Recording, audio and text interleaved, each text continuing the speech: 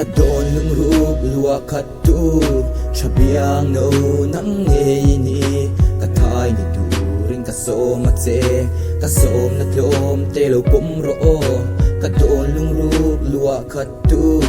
chabiang no nang nge ni ka thai ni tu ring ka som ma che ka som na tlom te lo pum ro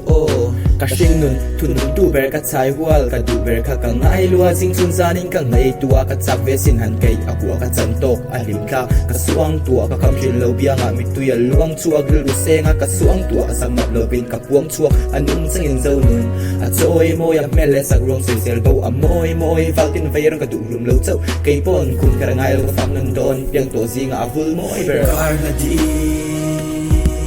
katan suai lo par iangin vul reng ro kar na di katan suai lo par iangin vul reng ro kar na di izun shui min puar tu ka thilung mun ruak lo tu kay ai nau mani se faro yang in a boy ne ngai ka shing nun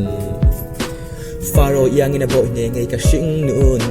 atun nun katun hun kanun pum azun pur tu ro lu zokar film si in ka buai chin a chang phei chuan a farchin bianga loi thli ka chun huali fan zo tha zun zam ka ril ru le pengkin thlengin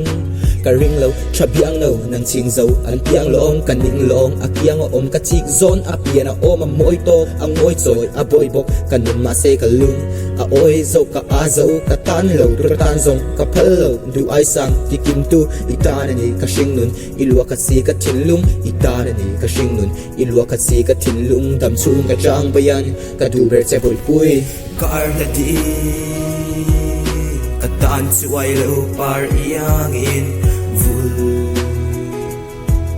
vul reng ro kar na di